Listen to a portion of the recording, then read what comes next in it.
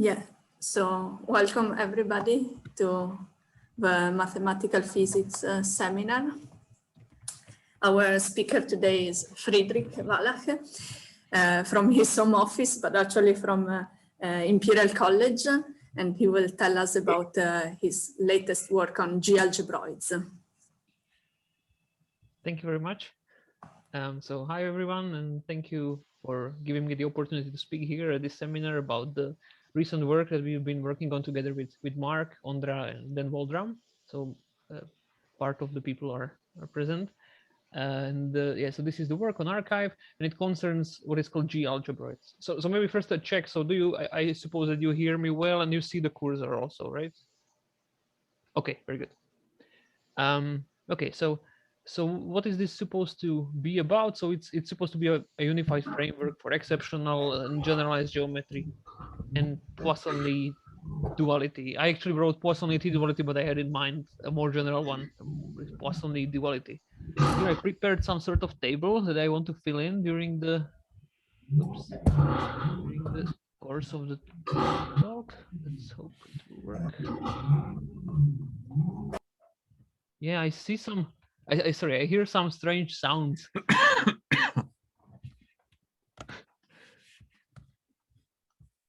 Okay, I don't hear them now. So, okay, so so this is some sort of a small table of roughly giving the motivation and also the results of what I want to present. So the idea is the following one: that we have some sort of geometries, let's say. So there is a geometry, there is generalized geometry, and for us, most importantly, there's the exceptional geometry. So what do I mean by that? Is that okay? That should be elucidated in a second. So first of all, on the physical side, this thing, the corresponding things are particles. Here we have strings, and here we have, let's say, M-branes or membranes. You can think of M2 branes. Anyway, this thing is our object, which are point-like. These are one-dimensional. These are two-dimensional. In space-time, when they propagate, then these have one-dimensional world lines. These have two-dimensional, and these three. If we talk about M2 branes. Okay, but anyway, since this is just an idea, you should think of this as like going to more and more complex things. And in generalized geometry, people usually work with the bundle, which is of the form. Okay, so there is, you can often see that it's useful to have this bundle. Okay, so this is what, if I remember correctly, Ondra was talking about this last week. Like I'm kind of just repeating some things. Anyway, so yeah, and this thing is nice for several reasons. It has an interesting bracket on it found by Courant. There is some bracket on the space of sections of these things, which is some form, and it has an inner product. So you can pair vectors with covectors, and the group which preserves this thing is the ONN group. Okay, so the split real form of the orthogonal group of the complex orthogonal group. And but this is just a very special case of Courant algebroid. So this is a Courant. There is a world of Courant algebroids, which is a very nice story by itself. And you can recover this thing here. You can go from here to here if you consider only exact ones. So if you consider a class of exact Courant algebroids, then you can show that they are locally always of this form and globally also of this form, but with a possible twisting by some twist, by some tree form. And related to this is the famous Poissonity duality. So this is the duality that we have here, Poissonity duality of Klimčík and Ševera from the 90s. And okay, this parallelization thing, I will just write here man in pairs, and I will leave it like this and then I will return to it.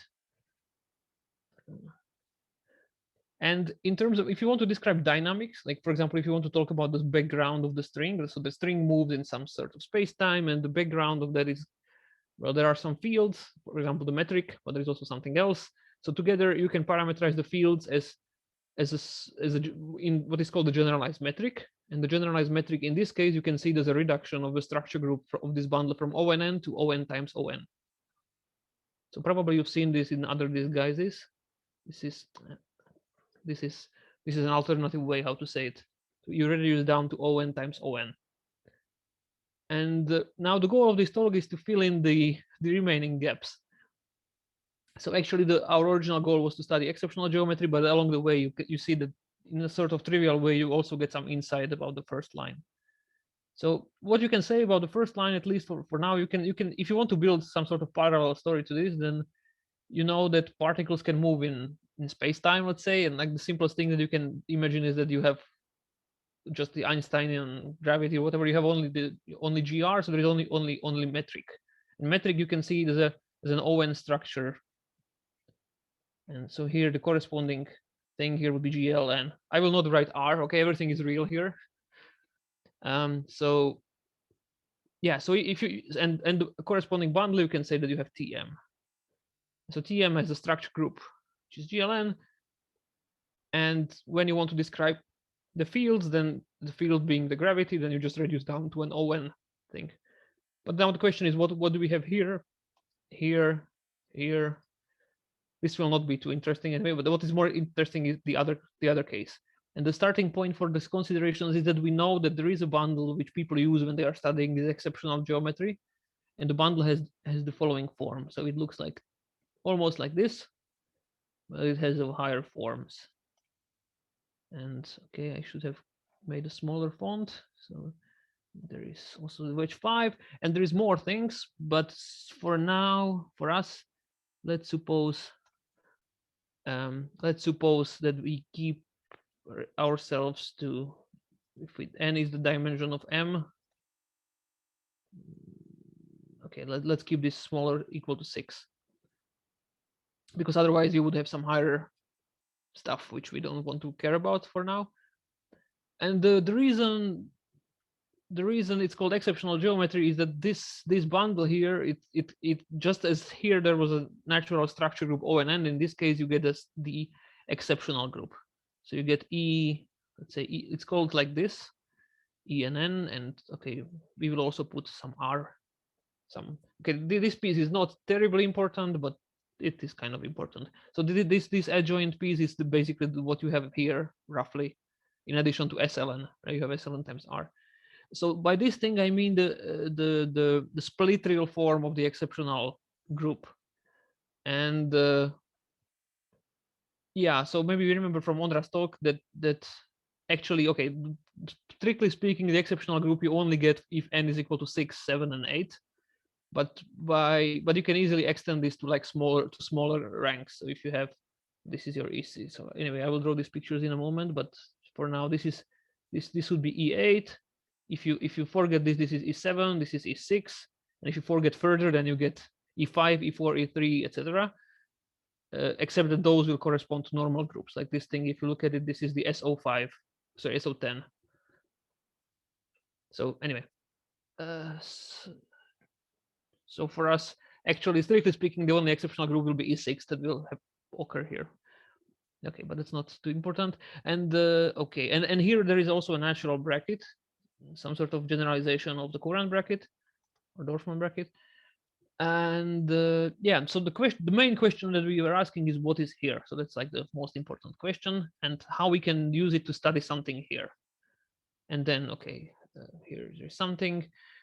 Yeah, I should say that here there is already a partial, well, this thing was already examined by, so there is a thing called Poisson U Duality, which was introduced I think a year and a half by Sakatani and Malek Thompson.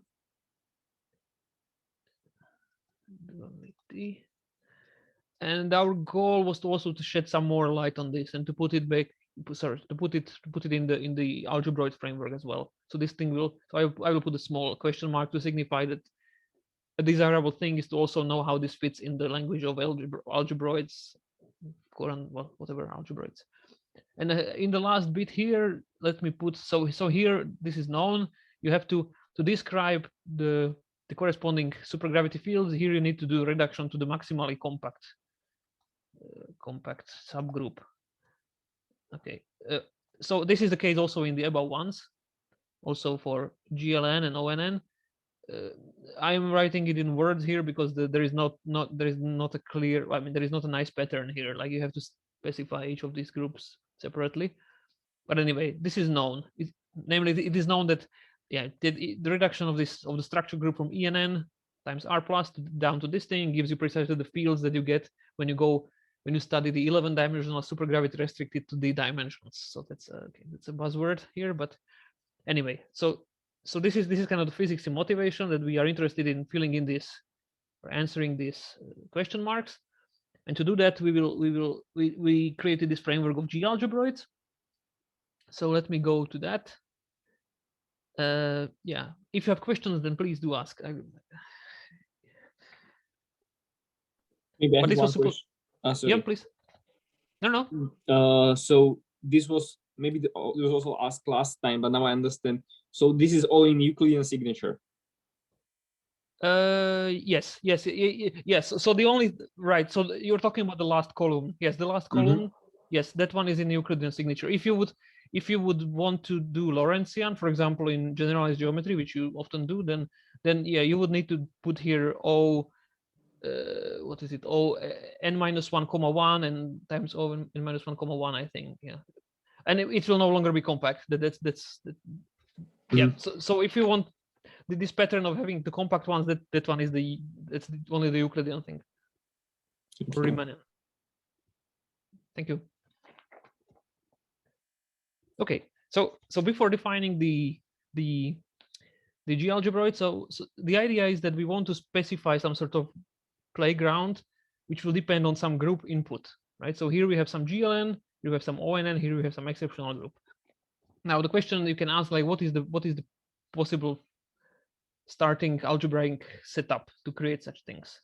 So, and this is what we call, okay, since we didn't think of a better name, we had several candidates, but okay, so we call it the admissible group data set, because, well, that's what it is. So this is not a very conceptual definition. It's kind of like one of these negotiable definitions. It's just like we want to specify some data that we can play with, and we didn't think of what was the most general one. We just thought, like, what is the sufficient one? So that's what, anyway, that's what we call this admissible data. So this is not like a very conceptual thing. It's more or less just a convention that if you have this, then you can play the game that will follow. And okay, so to tell you what this thing is, so you can look in the paper, it's like described at length, but the idea really is that you can think of specifying 3 pieces of data. You have a group.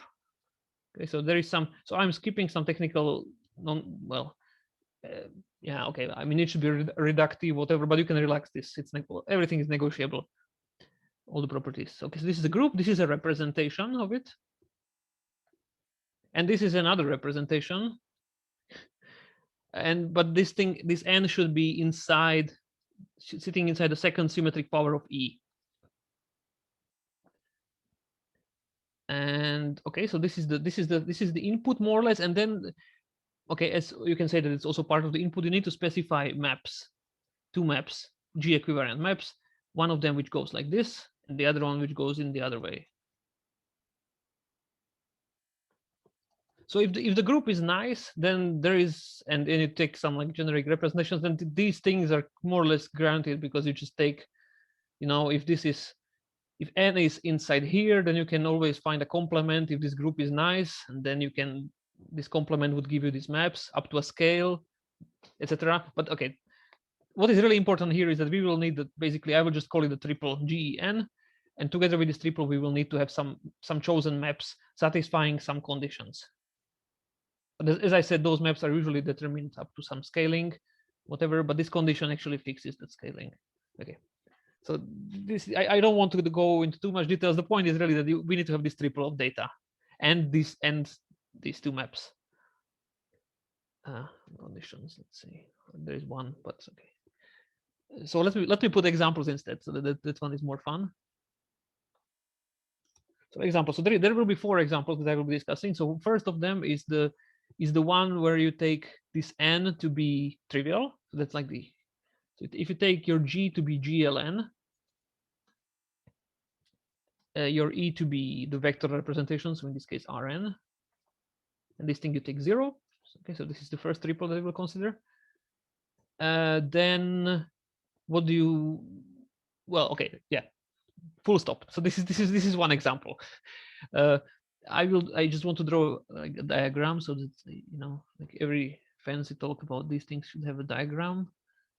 So okay, so this is the thinking diagram of the SLN, of the semi-simple part, and this is the representation. This is E, and our N is trivial in this case. There is one thing that I should have said, and that's these two maps that we will consider. Or if you look at the first one, for example, then the idea behind this map is that you should see this as some sort of generalization of inner product.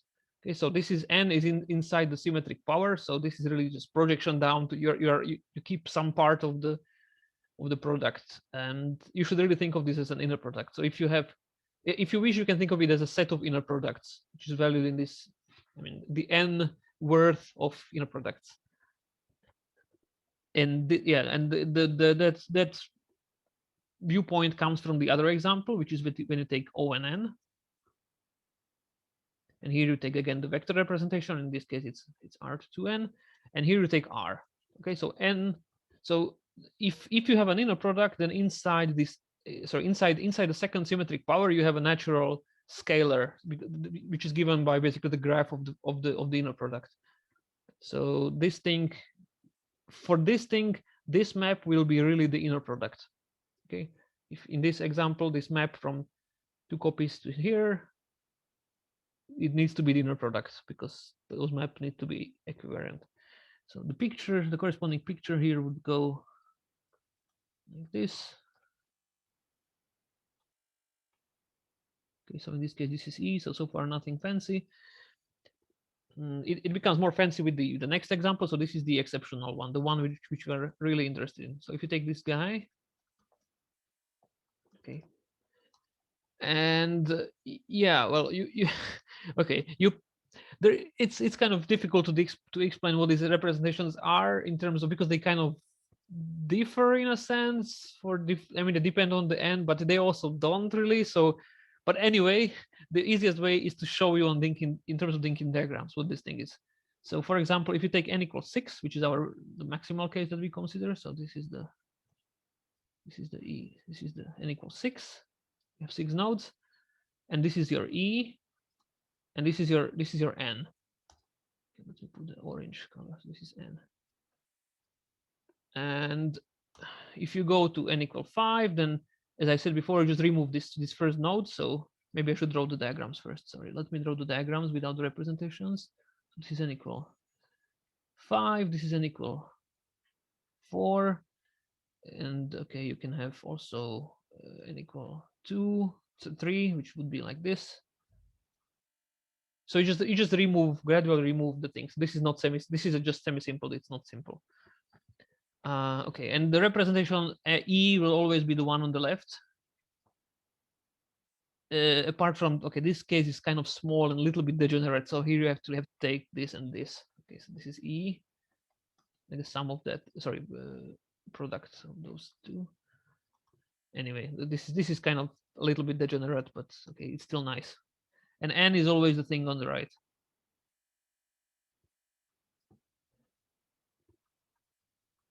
So the cool thing about this is that apart from so there is, okay, since I have time, I guess I can say that in this E equals, this is the case E equals 6, right? So here you have E6, 6. This is the case where you have SO or spin or whatever, so let's say spin 5, 5. Because the complex semi-simple algebra corresponding to this is SO10. And if you take the split real form of that, you get spin 5, 5. And this thing, if you rotate this node here, then you get the SL5. So this is SL5. And this thing is SL2 times SL3. And the representations have some simple interpretation. So in this case, E is the spinor representation, and this is the vector representation. In this case, this is the kind of the 2 forms, and this is 4 forms. And in this case, it's even simpler. And in E6, there is kind of a duality between these things. So because you see that it's kind of symmetric. Anyway, so this was a little bit of playing with diagrams. Maybe less famously, there is a paper I think it was hopefully, I think it's Lee, Strickland, Constable, and Waldram, unless I'm mistaken. That's where they do another example, which is given by. It's basically a generalization of this case here. So you take this thing. Okay, let me suppress the R. And okay, let's put this R plus. It's not really important that it's R or R plus. So let's not delve into it. And here you take the second fundamental, and here you take the fourth fundamental. In this case, the map between them, this first map, this will be taking the wedge of two forms. Okay, so in terms of diagrams, this thing looks like etc. And this will be your E, because it's the second node, that's the second fundamental, and this is the fourth. This is N. And the cool thing about this example, or one of the cool things, is that in special cases you reproduce the previous ones. In special cases you reproduce special cases of the previous ones. So if you only keep 4 nodes, so if you cut it here, then you get precisely this thing here. If you cut these 3 nodes, meaning that you have SL4, and this is wedge 2 of R4, and this is wedge 4 of R4, so then this is R. Then you recover precisely this thing here, right? If you would draw it like this, precisely that thing. And if you cut it even here, then you get an example of the first one. So that's just a nice observation. Sorry, I have one question here. Yep. So how is this E in the second power, the N in the second symmetric power of E? It is because you have 2 forms, and 2 forms, wedging 2 forms is symmetric. Ah, yes, thank you. Thanks. That's a good point. I should have said. Okay, so with this thing we can now do some more serious things. So let me make a definition. Let me define. So from now we will always suppose that we fix this admissible group dataset. So now the definition is that we call a subspace of this representation E, we call it isotropic. Is isotropic if it satisfies the property that you might guess. So if you take V times, meaning any vector here and any vector here, and you project it down to N, it should be 0. Okay, so here I should explain the notation. So since we will be using heavily these 2 maps, and I don't want to introduce unnecessary notations, then each time we will be using these maps or their duals or their partial duals or anything, I will just denote the target by subscript. So in this case, this means that I take this is in E, this is in E, and I'm using the first map to map it down to N. Yeah, that's just to simplify the notation. I hope it does. And you say that it's Lagrangian if it's maximally isotropic. Lagrangian equals maximally isotropic. And somewhat different, but still kind of natural, is the definition of coisotropic. So there is a notion like this for if you have inner product or symplectic form. In this case, it needs to be a little bit changed. So in this case, you say that subspace is coisotropic if you take its annihilator. So this is an annihilator that's that's all the vectors, all the forms in the dual which annihilate your vector space. Okay, so this thing needs to project down to N to 0. So here in the first definition, I'm using the first map. In the second definition, I'm using the second map, because if you take the dual of the second map, then you go from E star to N star. Okay, and and funnily, so you have this Lagrangian, which means that it's minimally coisotropic. And unfortunately, those two don't, or fortunately, those two don't always coincide. So let me give you some examples to make this more transparent. So let's go to the examples above. So maybe how can I do this? Okay, I will copy it. Apologies to those who are taking notes. but at least on the paper you can see more than I can see on the screen. So that's, you are in an advantage. Okay, so here.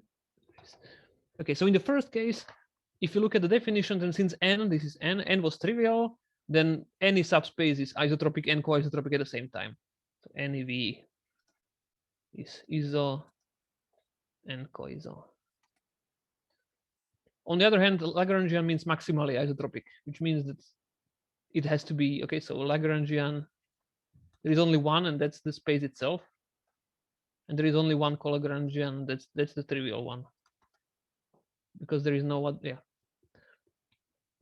So in the ONN case, this thing coincides with the usual notion. So coincides with the standard ones, coincides. And with the fact that Lagrangian is the same as co-Lagrangian. So that's why it's enough to talk about Lagrangian. Funnily enough, also those two examples, they satisfy the property that any Lagrangian you can turn, any two Lagrangians are related by an action of ONN. Okay, so the space of Lagrangians. Okay, let me call it this. This is an, okay, maybe a silly way to say this is a one orbit of the group G, in this case ONN.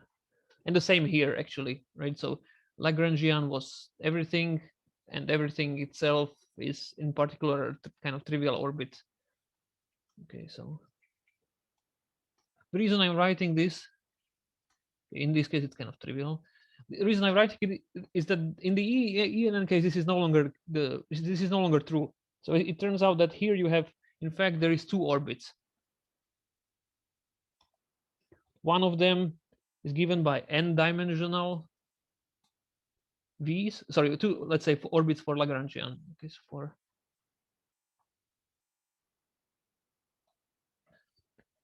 so there is two of them. One of them are n-dimensional, and the other ones are n-1 dimensional.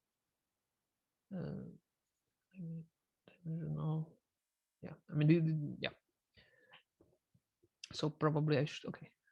So there is two cases, and the buzzwords corresponding to this is that this thing will correspond to M theory or M theoretic solutions of section constraint, and this is type 2b.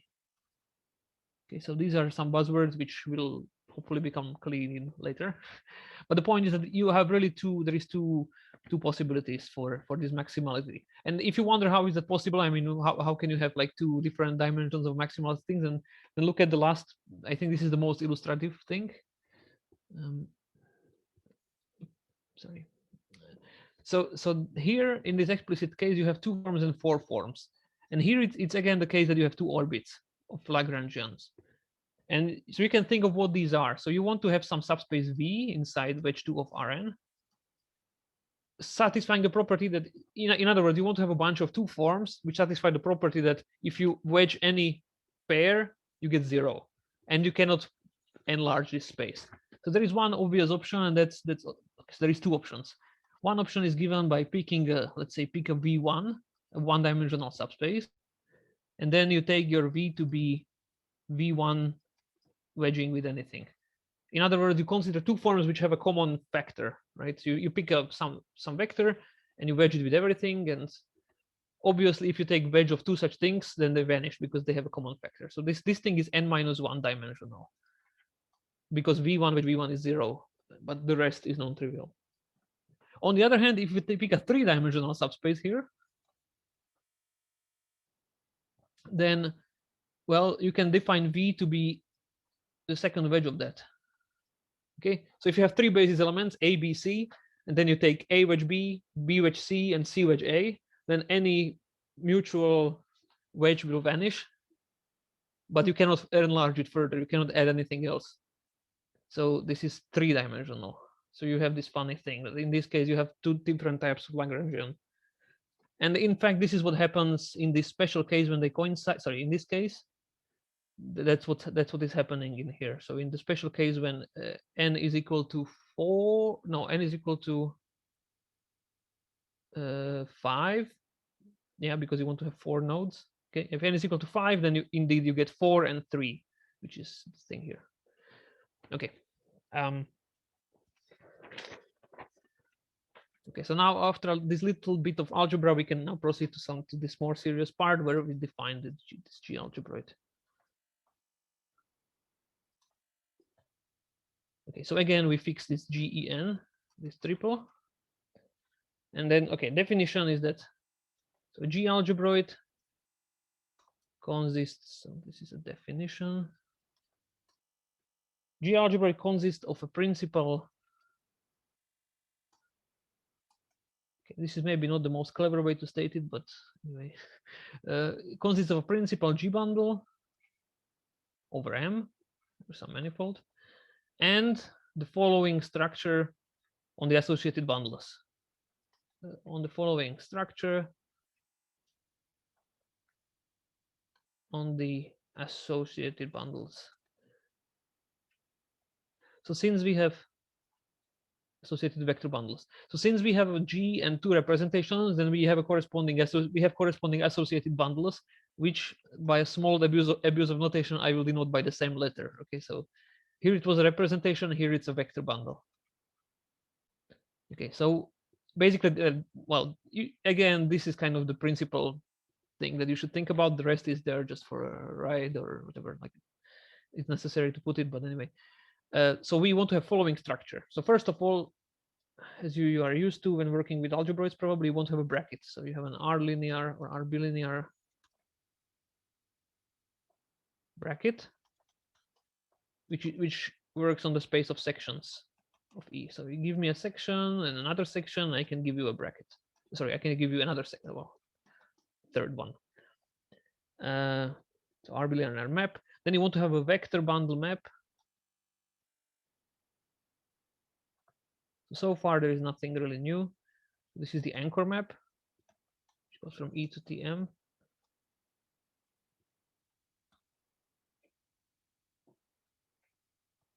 And then funnily enough, you have, okay, here you have to have some further structure, which is an R linear map.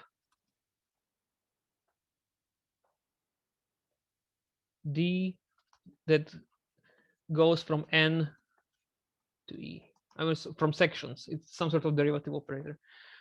And now the conditions. So such that now, okay, here we go. So there is, so first and foremost, you want to have the Jacobi identity. So if I take A, let's say A, B, C are sections. Okay, so A, B, C are sections of E. Okay, so you want that if you're making this bracket, then it's the same as if you would first attack B, and then if you attack C. Okay, so this is the Jacobi or Jacobi identity, and then you have the standard thing that if you put a function f, then the bracket is not linear with respect to functions, but you also have a second part where u acts on f, and the only thing it can do that is via the anchor map. So this is the standard anchor map condition. Oh, okay, so I was supposed to write A and B, sorry. Anyway, so together this thing is what is called Leibniz algebroid, if you've seen this. But we need more because we have this other structure, and we want to in particular recover courant algebroids. So we need to prescribe how does the symmetric part of the bracket look like. So if you take U and V, then we want this thing to be the following one. We want this to be controlled by first taking this would be inner product. So we take these two guys, project them to N. So that was an operation defined on these things. Okay, maybe let me rewrite this. I don't know if it's visible. Okay, so first you kind of do this kind of generalized inner product, and then you apply the D on it. And finally, you want to have a similar condition as you have here also for the D. So if you have a D and you have a section of N, so let's call it N, okay, it's in here. Then you want that this is not linear, but it's infinitely linear, but instead you have some sort of natural thing where, okay, let me just write it. So okay, so now what can we put here? So you have, so it should be something involving f and n and the derivative, right? So this thing here, this is in E, this is a section of T star, right? So a natural way to do. Yeah, maybe I don't need to introduce that notation. Okay, very good. So a natural way how to get something in E, well, in E star would be to use the transpose of the anchor. Okay, so here if I apply the transpose of the anchor on this thing, then I land now together this whole thing is in E star. And since I'm in E star and this is in N, then I can project down to E, right? So here I'm using the map E star tensor N goes to E, which is just the partial dual of this map. It looks a little bit complicated, but it's not, don't worry. And the final axiom is that you want that the bracket with any section preserves the G structure. Yeah, there is various ways how you can say this. Let me just stick to this one. Okay, so could I have a little question, please? Yep, please. What was the intuition behind the operator? Where does it come from, or? So it comes from the fact that in Courant algebroids, a very good question. So, thank you. So for Courant algebroids, you have this axiom, but here instead of capital D, you have there. Well, instead of that, first of all, you don't have N because N is just R. So in Courant algebroids, this right hand side here, it will just become the inner product because the map to N is just the inner product. And then on this, you apply this guy and the transpose of the anchor. So this is what you have there. So, and this is what we will have as a special case. Yeah, that, I mean, yeah, this is where it comes from. And the thing is that we know, so so people know what the bracket is on this exceptional tangent bundle. And it also has this property that it looks like if you take the symmetric part, then it's also some operator acting on something. Maybe I think I should say is that strictly speaking, this D is completely determined by the rest of the data, because if you look here at this axiom, then and if you use the fact that this is a map from EE to N and that one is surjective, then from this it follows that, yeah, if you want to know what D of something is, just find some U and V which give you that something, and then just look at the left hand side. So it's completely determined. So one can, you know, take it away of the definition, but then, yeah, then one would need to translate these axioms into something horrible. So this is the best thing that you can. Well, that's, I don't know about the better way to phrase it for now. Just a silly question. So you are here using two different ends. One is principal bundle over M, and one is this representation, or yeah. Sorry, that's a vector. So these are associated vector bundles. Yes. So I'm committing here this abuse of notation where I'm saying that, okay, you have this group and two representations. Sorry, sorry, that makes sense. Yeah, sure. Okay. It's still an abuse of notation for which I apologize, but I find it's cool. I mean, good for these purposes. Okay, thank you. Thank you. Okay, so where are we? Yes. Okay. So maybe well, another piece of definition. If you want to have a new word to play around. Can I interrupt you and ask something? Yes, please. Yeah. So if you would like W your E, like in a sense that you would add an E dual, then you have a pairing again with R, and you can essentially mimic the definitions from the ordinary Courant algebroid. And then you can somehow see whether you can, in some way, restrict your consistently your operations back to only to E. So this, for example, works like if you would like to introduce the generalized metric, because then you have like really the same kind of isotropic subspace as you have in Courant algebroid, and we checked with Jan. Jan has it in his thesis. That right. You can define you know, like put some, if we write it in block forms, then put consistently some blocks to 0. And this gives you naturally something. So do you see how this would kind of work more generally? We did only like for tm plus some wedge of t star m, but in principle, I guess if you do any, like, you know, tm plus well, different wedges, it should work the same, at least like for generalized metric, and for complex structure it will work as well. So I don't know. So my question is whether you can somehow see this also here or not. Or... So at the moment, no, I admit that because yes, then I have also natural bracket, you know, and everything. Right. No, that's a very good question. I should have thought of that definitely, but yes. So far at the moment, I don't see how it fits. Okay, good. No, sorry. That's a very unsatisfactory answer. Right? Yeah. Well, I hope I'm not telling now any nonsense. No. So if I'm telling Jan can kind of stop me. So there is one thing, and that this fourth kind of, this last geometry here, this one kind of gives the, if I remember correctly, this gives this t plus wedge and t star. Yeah. So it might, and since it's SL, then maybe the the generalized metric there would be just reduction to.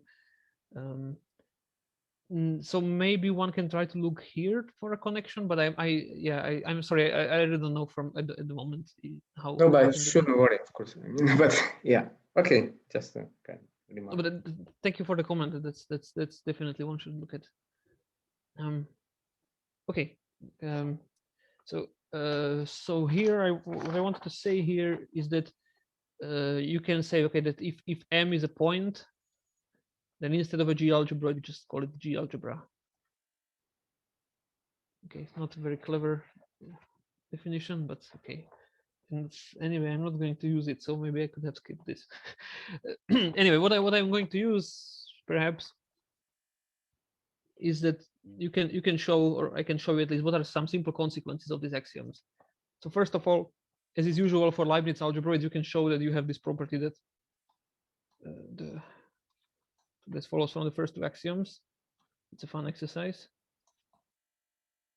The bracket, the row preserves the bracket.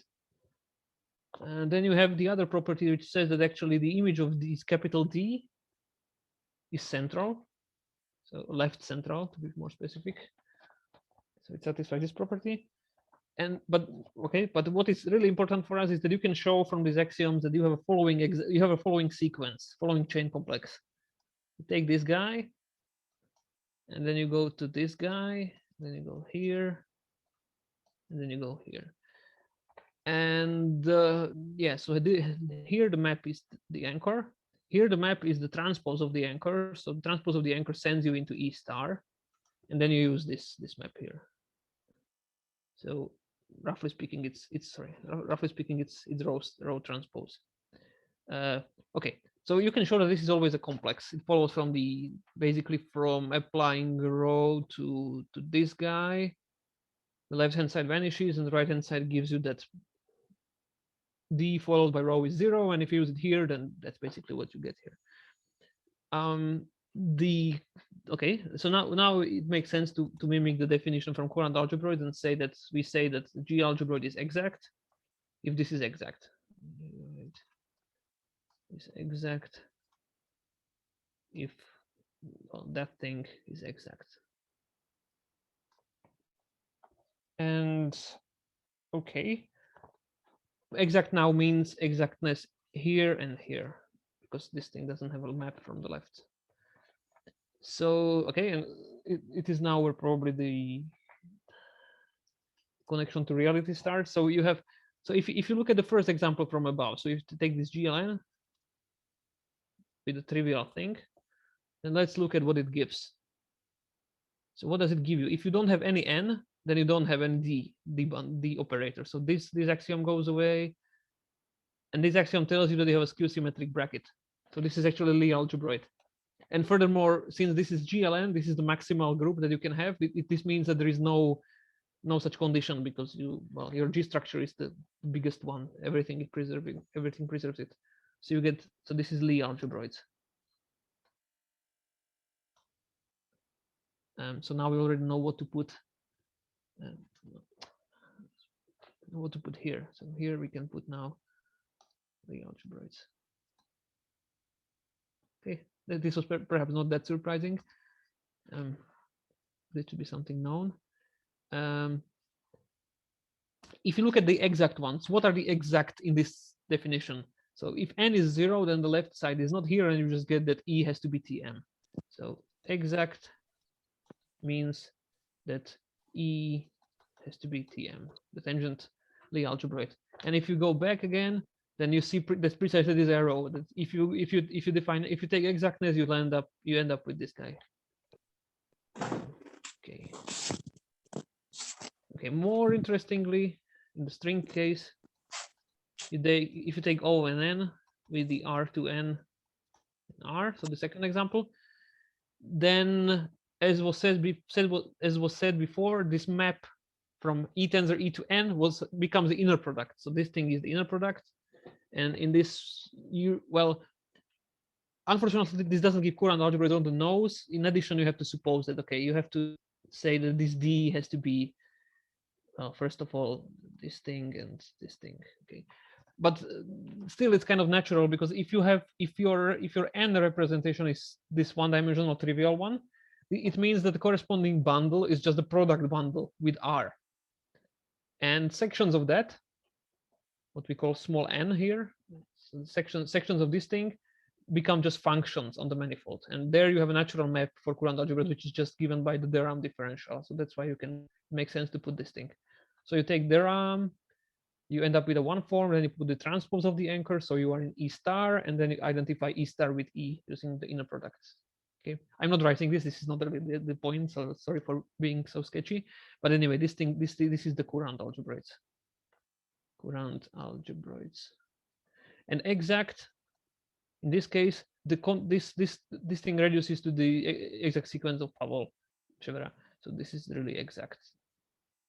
There you have one thing on the left, but because the thing on the left is just kind of is the same thing as the one you have in here, in a sense. So if it's exact in these two terms, it's exact in the last one. Anyway, so this is right. So we know that exact Courant algebroids, we know due to Pavol that those are exactly those given by T plus T star with this bracket, possibly twisted with some three-form flux, some three-form H, or also you can call it with other letter if you wish. Okay, now to go to the exceptional case now. Okay, so now we introduced this heretic definition. No, not heretic, but slightly ridiculous definition. So in the E and N case, since this is the case that we were really interested in, I mean, you don't want to pronounce E and N times R plus algebra, so we just created a new name, so which is the algebra, which is short for exceptional algebra. Algebroid. Exceptional algebroid. Okay, so please don't be too harsh on us. Yeah, so now we can ask again the question that what are the exact algebroids? And it turns out that there is two of them. There is two classes. So that corresponds to this M theory and type 2b stuff. So there is two possibilities. They can have either n or n-1 dimensional base, where n by n I mean the rank of the this n. So if you have E3, then you can have 2 or 3-dimensional base. So this is in this case, we call them M exact. And this is the type 2B exact. And in what follows, I will be interested in these M exact ones because these are easier to work with. And there is a paper in production or in preparation which deals with the other case, which is slightly more involved, and there is some nuances there. But anyway, okay. Now it's probably time for some statement, like something that you can prove. This is one of the theorems we proved in the paper, and that's the any M exact algebroid is locally of the following form. What is important here is that there is a unique. This is unique. I mean, there is just one.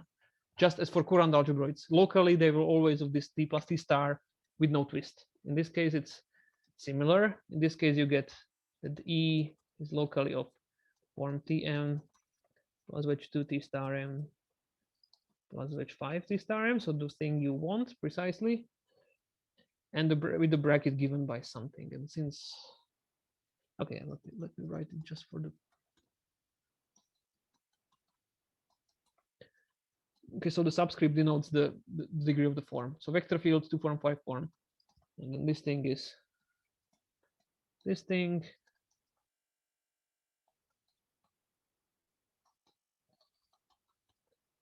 Actually, if you use the courant algebras, then this is nothing to.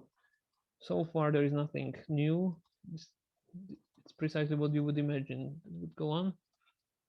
But there you have the extra term. That's the difference, I would say. You have this thing. Yeah. Okay. So that's the theorem. I'm not going to prove it because it's very technical and yeah, it's a nasty calculation. So one of the things that you can, well, if you're interested in this one, I would be curious to see if there is like a simple group theoretic argument for this thing.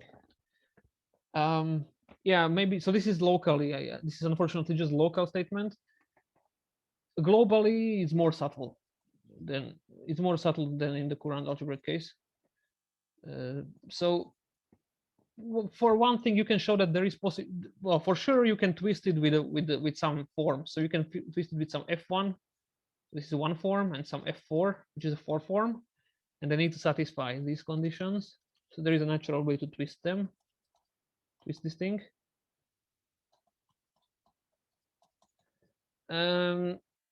This F1 is there kind of because of this R plus thing here. Yeah, that should be correct. Fritz, why not the 7 form too? Because this is sorry, we dimension is up to 6 here. Okay. All Sorry. the time, yes. Yeah. Okay. Sorry. Okay. No, yeah, I forgot to emphasize that. Yeah, that's. So we expect that this analysis should carry over to the end. Well, we hope that it would carry over to n equals 7 and higher, but we didn't do it. It's kind of more involved there. But yeah.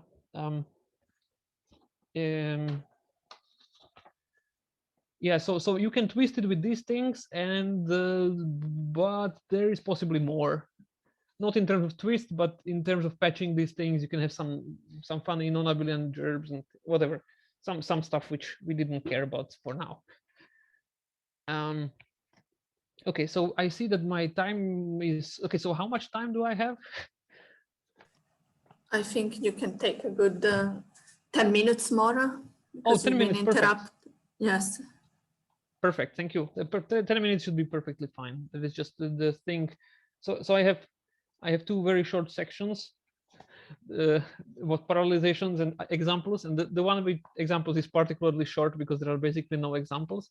So which is good, because it means that it's, it will take less time to present, but it's also good because it opens the ground for searching for examples. Right, so parallelizations. So this is the second result in the paper. And basically it stems from the following question. So the question is how to build an algebroid. I mean, question is basically how to get examples. How to build an algebroid out of a manifold. So this is a manifold, and an algebra. So this is a algebroid over point. This is an algebra. So what do I mean by this? Is so the explanation for this is that, okay, so observation, remark. So to specify a G-algebroid, or algebroid if you wish, or G-algebroid, doesn't matter. We need, okay, so what is the minimal data needed to give you the structure?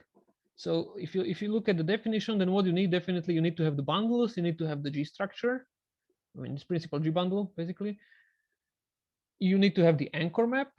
And concerning the last two, concerning the bracket and D, we already showed that D is not necessary. So it's enough to specify the bracket. And in fact, it's just enough if you take your algebroid, take some global frame. So suppose that you have a set of n sections which span the fiber everywhere and they are independent, etc. So if you tell me what the bracket is on this frame, that's enough.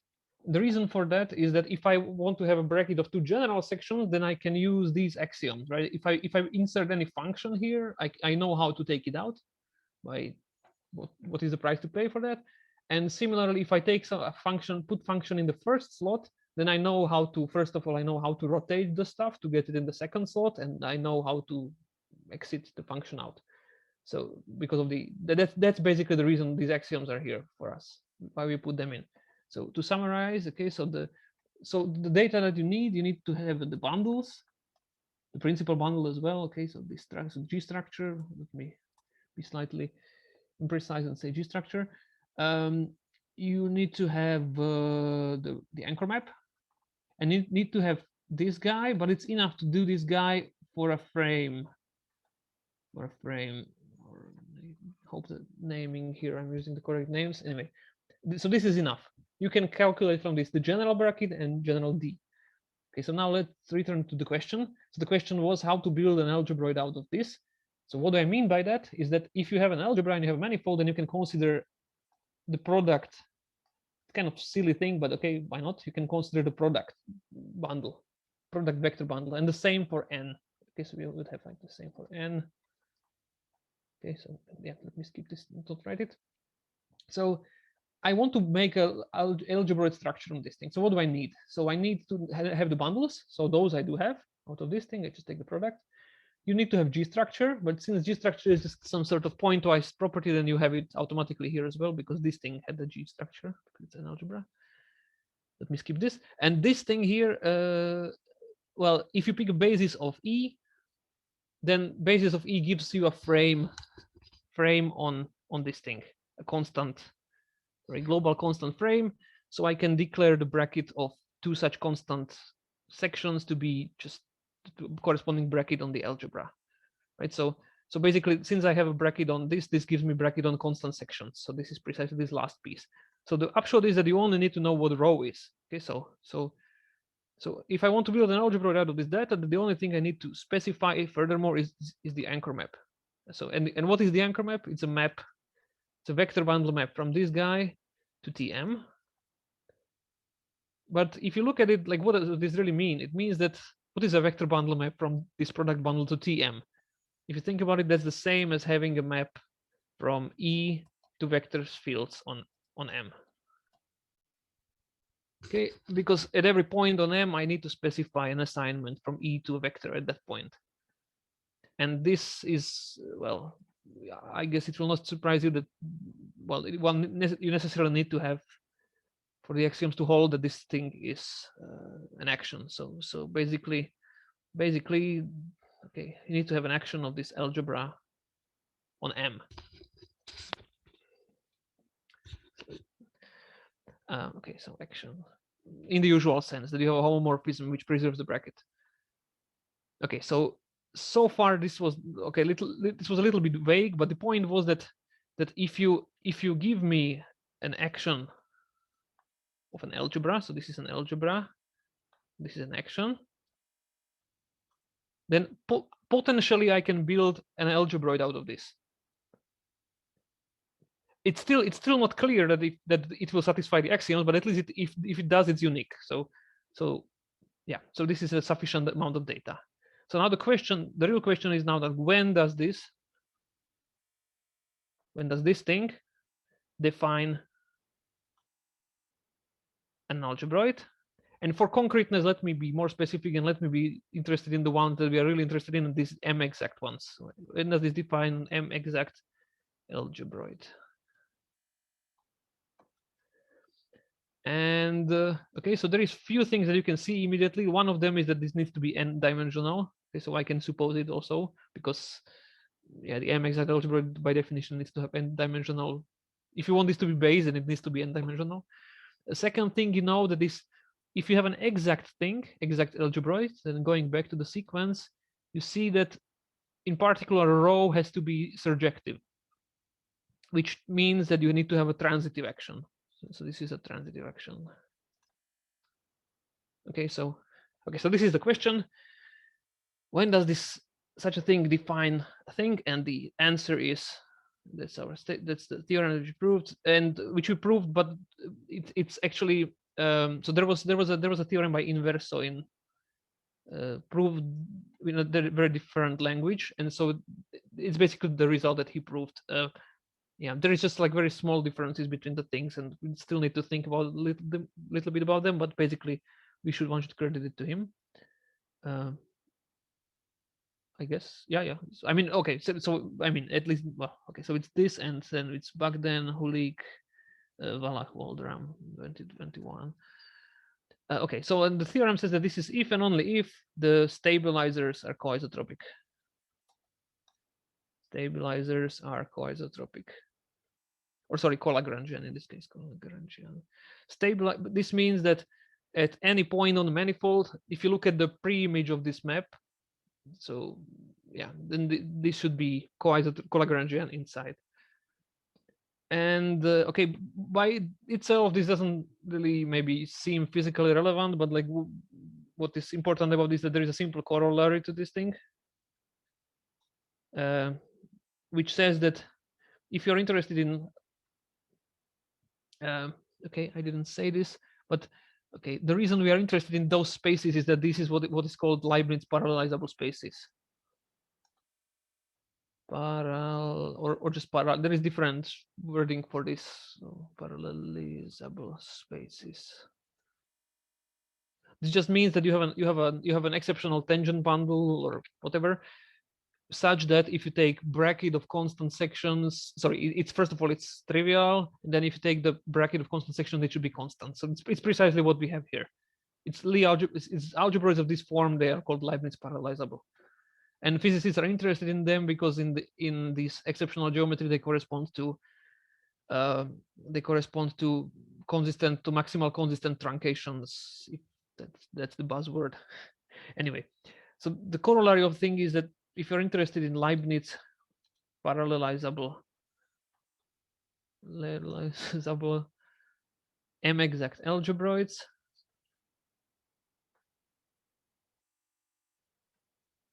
over compact manifold, compact, say, connected base, are in correspondence with pairs of an algebra. This is an algebra, and this is a co-Lagrangian sub-algebra in this case, such that co-dimension of V is n, and the image of D is inside V. Okay, so this is just some technical. This is not really important, those conditions. What is important really is that if you want to have a compact, if your space is compact, then you can easily show that it has to be a quotient of some two groups, and basically the groups are the groups coming from this thing. So in this case, you need to take the space M that you get in this way will be product of quotient of groups. Unfortunately, these are not Lie algebras, so they don't have Lie groups. But you can take you can mod out these guys by some nasty parts to get Lie algebras, and if you take quotient of those Lie algebras, then you are left with. So there is some groups in the game. Sorry, here I'm being a little bit vague. But the point is that there is a correspondence. I don't want to write one-to-one, but it's like morally one-to-one. So this thing sets the following strategy that if you want to look for examples of these consistent truncations or stuff, then what you need to do is just to look at these algebraic equations here. And that's the okay. Okay, that's if I can have one more minute, then I have this very short list of examples. So the examples basically correspond to taking these pairs of data. So first example that you can think of is to take the abelian one. So you take this guy to be abelian algebra. So no bracket whatsoever. In that case, any co-Lagrangian subspace is fine. So this is any co-Lagrangian subspace. And this thing gives you the corresponding groups are tori. And the quotient, well, if everything works well, is a torus again. So in this way, you get a torus. But now you can have different V's, right? You can have okay, this is a buzzword that I should have said again, the Poisson U duality. The U duality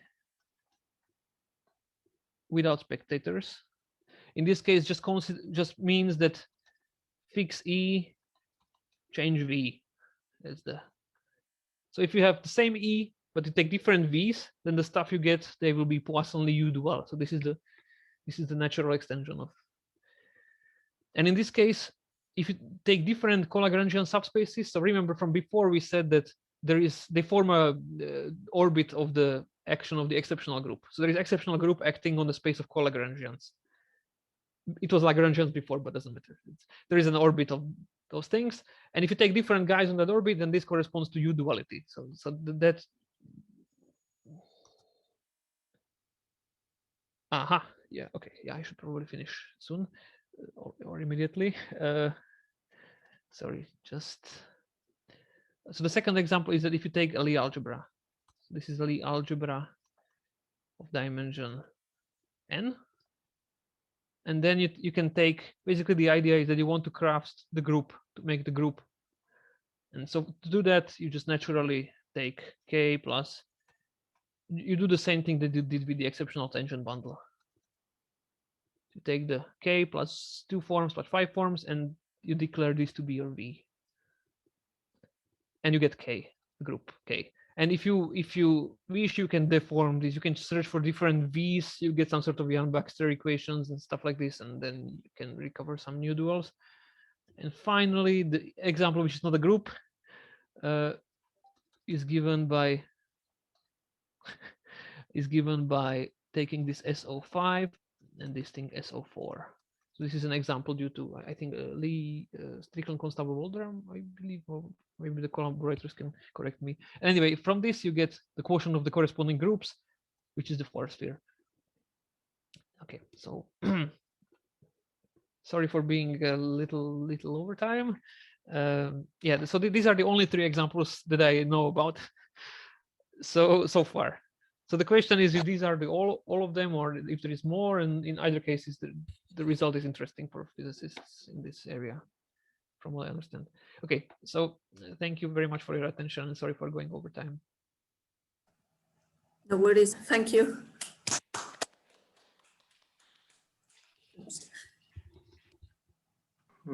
Yeah, a really nice talk, thank you. Are there questions? Thank you. Yeah. Yeah. So do you already have graded viewpoint on your G stuff? No. So that's if I would have a section 6, then that would be Outlook, and there would be definitely this thing to. So there is a partial answer that Pavel told us how to do this in the exact case. So there is a way how to do the exact current algebroids in the graded language. If you don't, so there is a way to do that without using the symplectic form, just using some vector fields and graded bundles and things like this. Mm-hmm. And that one carries over to this one. You just use a different graded group, but it only recovers the exact case. So we don't know how to do that. What is the general thing? Because there is not really a symplectic. It's kind of, well. So the answer is that we know partially the answer because Pavel told us, but the rest, the general one, we don't know, and that would be interesting, at least for me to know. So I don't. And there are some subtleties with E7 in that approach as well. Oh yeah, the E7 becomes more funny because suddenly the bundle, the exceptional bundle, it no longer has just forms and vectors. It has also some products of like 1 forms and 6 forms and things like this. Okay. And Thank you. Yeah, Fritz, since you have already the exact ones, at least locally, so you can have also, I guess, transitive ones to know how they look locally. No, I actually don't. But very good question. The That's a very good definition is question. obvious, right? I mean, Sorry. the definition should be obvious, right? Oh yes, yeah. The definition is just yes that you should require the Right. Yeah. yes. So one thing is that I said here that I didn't actually return to this. So there is two types of these algebraics. So there is M exact and 2B exact. That comes from the fact that there is this exceptional field theory that people use, and okay, or one way to say that is that they have this what is called section constraint, and they have two types of maximal solutions, and they correspond to these things.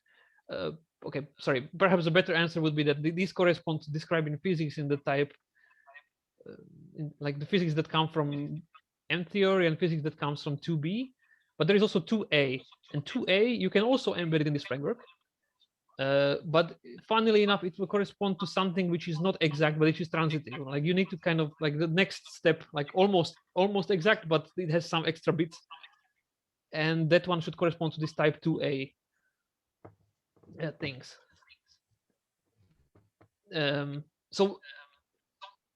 So in that sense, transitive might be interesting also in this case. Like already, if you want to do 2A, then that corresponds to transitive ones. Like this kind of the standard one is transitive. Well,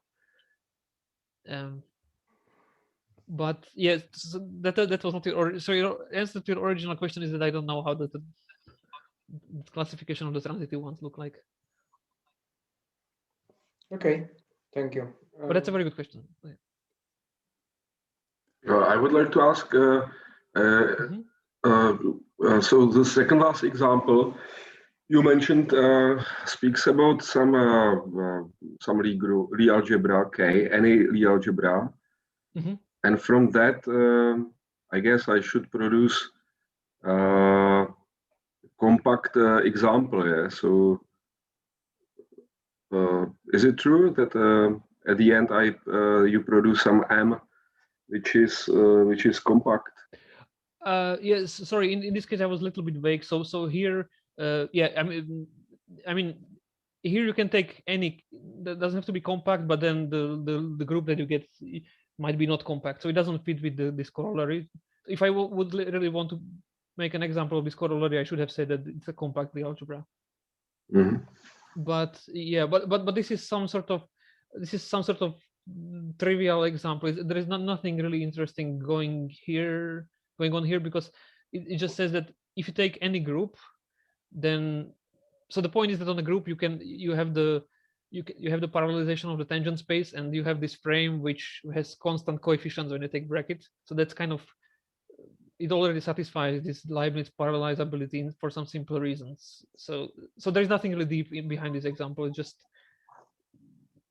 yeah. So it's not really that interesting from this perspective.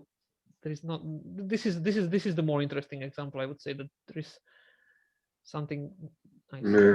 Well, typically one can take any simple Lie algebra, complexify it, and then take Borel subalgebra, and then to produce the groups, and one obtains some generalized flag manifold, or some flag manifold, which is compact, yeah, but it is not connected, I guess, directly to your construction. It's only to produce compact examples. Yeah. So topological question. And I have a maybe stupid question. Yeah. But, yeah, please. Why is there no lambda 3?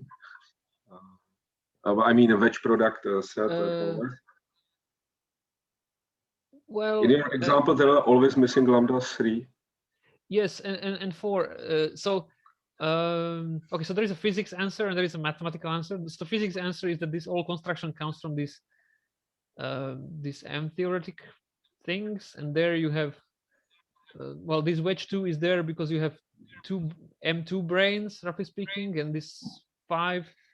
I hope I'm not saying nonsense that this 5 is probably because there is an M5. So there is like some physics reason behind it. The mathematical reason would be that So basically, the fact that these things, or maybe in the terms of bundles.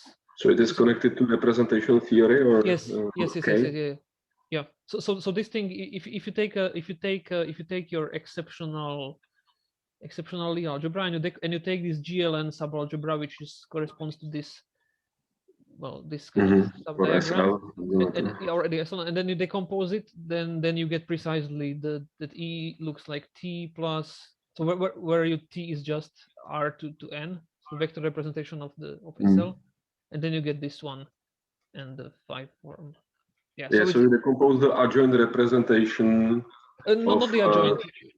This is this one, this fundamental. Normally, I have adjoint. Oh, sorry. You mean yeah. So you decompose. So you take the adjoint, find this GL. Which is fundamental. Yeah. Right. Yeah, I mean, you can decompose the adjoint as well. Okay. But then you get 3 forms and 6 forms and various other things. So the adjoint actually looks like. Yeah, but Fridrich says that there are only these exceptional. Yeah, but I forgot it probably. I mean exceptional powers. Yeah, I mean here E is not the adjoint representation. Yeah, no, right. Yeah, E is always this first node here, this thing. No, okay, I can admit it. Yeah, so this E decomposes in this way. Yes. And the tautological T is somehow connected to the action, to the definition of E.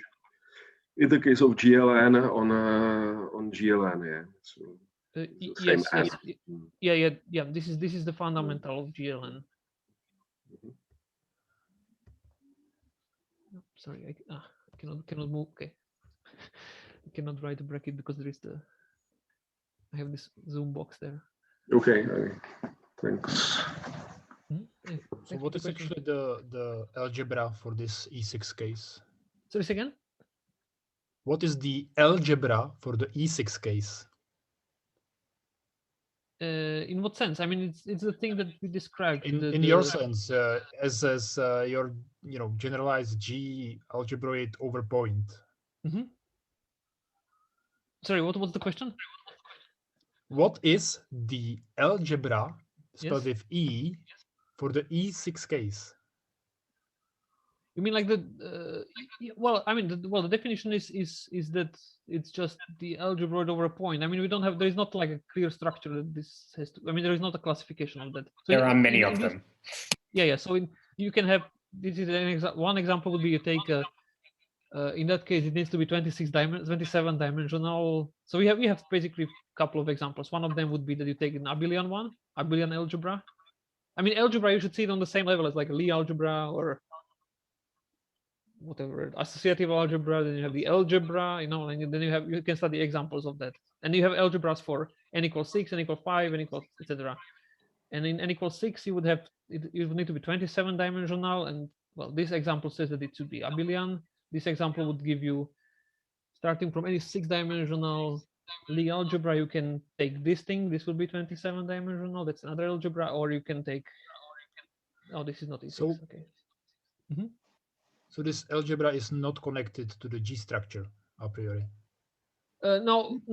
Okay. So it's connected in a way that the definition of the algebra is that you need to have a. Okay. Let me say it like this. So yeah, maybe it's good to specify this in terms of. So let's say algebra for some n, like n or 6 or something. This consists of a vector space, which carries a representation of the exceptional group. So E6 times R plus in this case. So it's this specific one, the one that corresponds to the leftmost node in the Dinky diagram. Mm-hmm. And right, and there is you want that there is also the, well, imagine that there is an E6 structure on this. So you pick some preferred choice of frames, and then what you need to have a structure, you need to have a bracket on this thing, which goes from E tensor E to E, which needs to satisfy Jacobi. and not it doesn't need to satisfy the skew symmetry. It needs to satisfy this weird thing with this D. So there is some controlled symmetry, and you need that this bracket preserves this G structure that you have there. So in this way, it's connected. I thought that over a point, it's automatically skew symmetric. No, it would be if you would. A good question. It would be if this D here would be a derivative. So in the exact case, this thing really becomes the Durham differential or whatever. But in this general definition, we allow this to be any map. Yeah. So right. Yeah, that's actually a good point. So yeah, sure. So that's why. Yeah. So yeah, in particular, over a point, it doesn't have to be skew symmetric. That's the difference with respect to like current algebroids or yeah. Thank you. That makes things a little bit more difficult. Yeah. Thanks. Fritjo, can you define like connections now on these? Yes. Algebra? Yeah. So,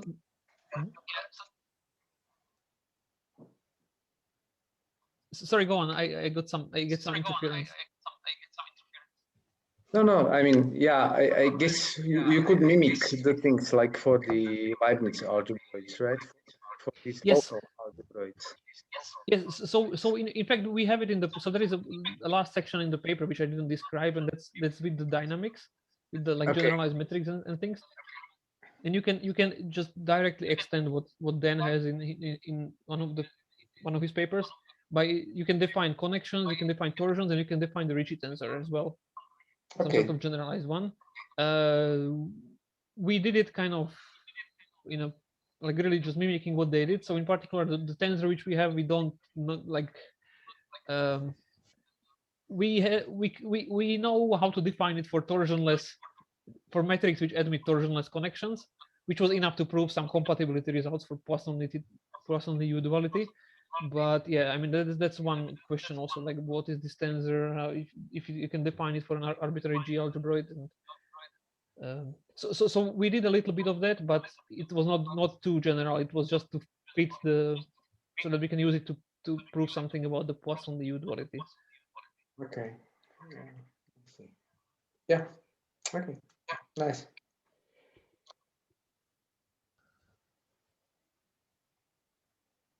So for the E7 and E8 case, you always pick again just this leftmost node for E. Yeah, yes. For E8, I'm not sure. Might be fundamental representation. Yes. So for E7, you definitely do it. For E8, probably. I'm not sure about that.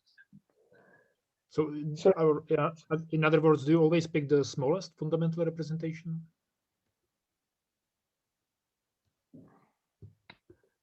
No, because for this case, this is the second node, so it's. Right. No, I meant for the exceptional ones.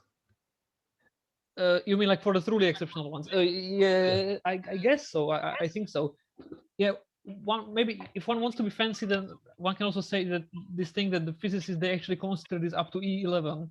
So they have this, they continue in this chain. So they have E9, which is just the affine E8, and then they go higher, because this thing, because these exceptional stories, they actually correspond to taking the 11-dimensional supergravity and then reducing it down to some number of dimensions. And in the kind of the maximal or minimal case, you can not reduce it at all. So you should stay in 11 dimensions where you are, and there you should have conjecturally some E11 things happening, and that's what some people are doing. So, but okay, but just staying finite dimensional with this E8 case, the smallest one is actually the adjoint representation, and so do you have anything non-trivial for n? I mean, you can always take the Killing form, the one-dimensional representation, but is there something else in the symmetric power? I think so. I think people have some specific. I can even maybe. Yeah, Mark, do you know by heart what are the representations for? For what? For E8? Yeah, for E8. No, I mean I've never looked at. No, If things go wrong with E8, you start like I don't even think there's a well-defined bundle and bracket, right?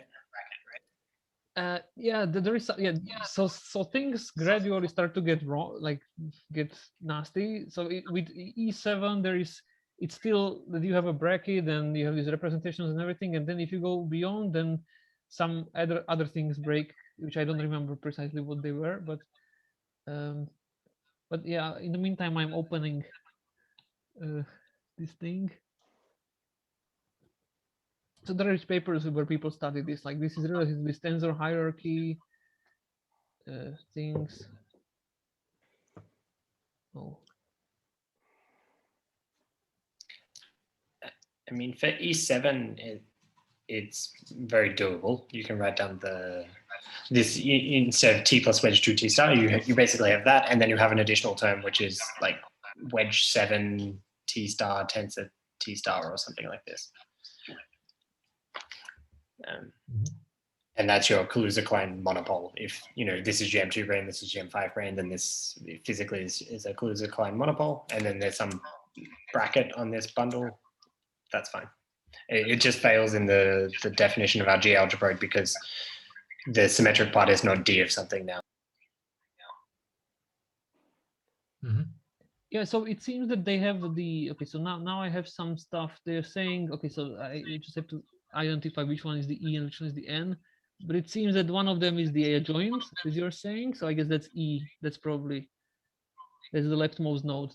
Is that the adjoint? I think so. Yeah. I Okay. mean, it depends on the labeling, but it's usually the adjoint. Yeah. And then the other one, the N, it's a sum of the one-dimensional and of 3,875 representation. Right. Nice.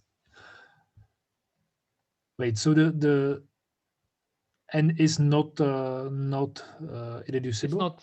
It seems no. Yeah, it's. But yeah, there is some things which go wrong here, so maybe I should be more careful about those things. Maybe it's not. Well, at least those are the representations. Yeah. Sorry. Yeah. Thank you. Maybe one last question about the reduction to maximal compact. Do you have any idea what?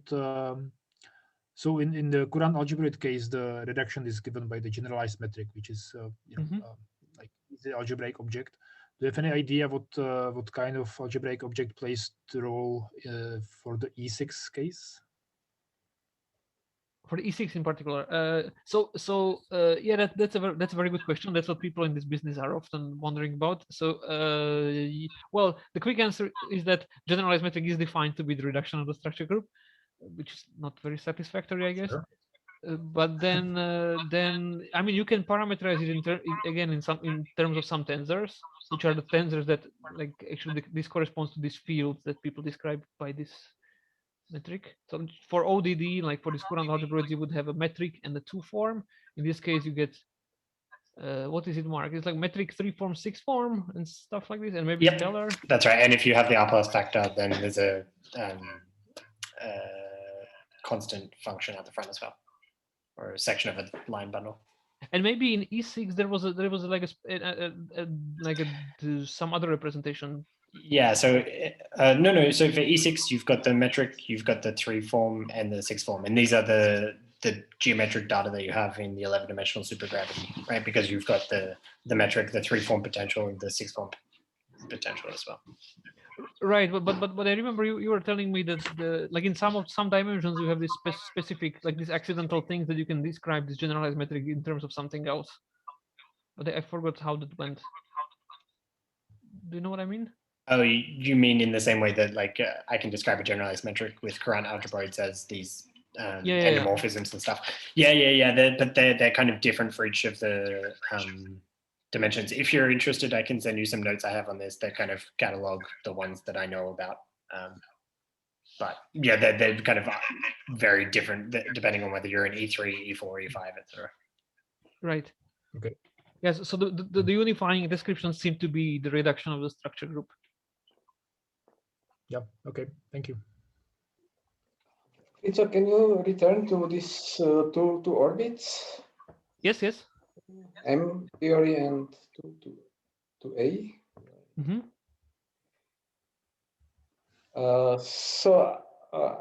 These are somehow, so the other one would be the like the one and 4D brane, right? Is that correct?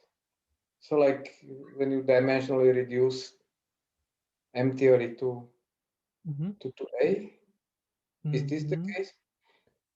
So sorry, can you repeat that? So you have so as far as I remember, you can kind of reduce dimensionally the M theory. So and you get from 5 brane and a 2 brane, you get the D branes, ordinary D branes. Is this kind of it or? So the dimensional, okay, Mark was unmuting himself. I saw it by the corner of my eye. But so the one that you get from dimensionally reducing M theory is the type 2A, which corresponds to the well, you can dimensionally reduce in different ways, right? And once you get like NS5 and NS2. Well, I don't remember now which way. So you can definitely do the dimensional reduction.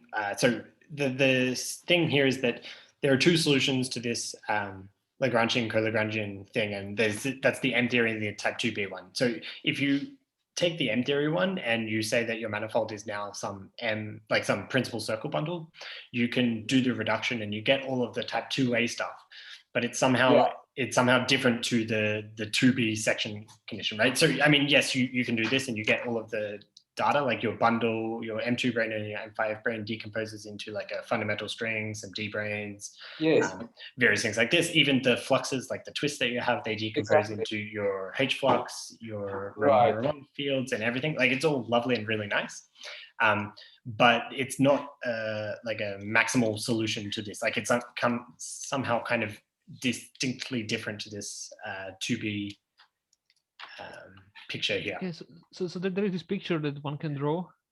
Yeah, maybe I was going to say draw the picture, Fritzo, and that will make it clearer. Yes. Okay. So I don't know what the proper dimensions, but okay.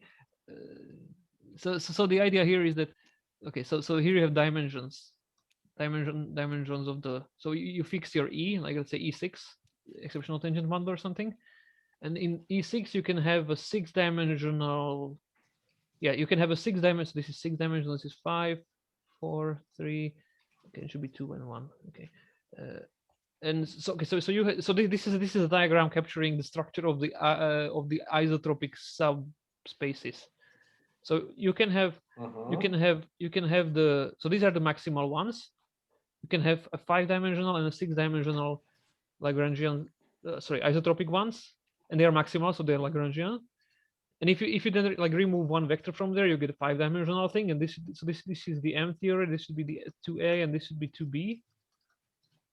And then if you remove one more, then you have just something 4-dimensional, etc. Yeah. So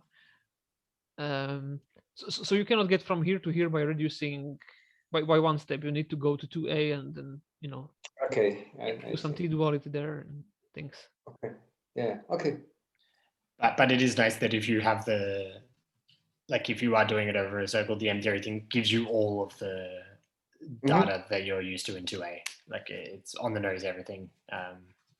And even this F1 twist, which is not really written down, it gives you the Romance mass in massive 2A as well. So it's like kind of a cute little thing. Yeah. Oh, okay, thank you.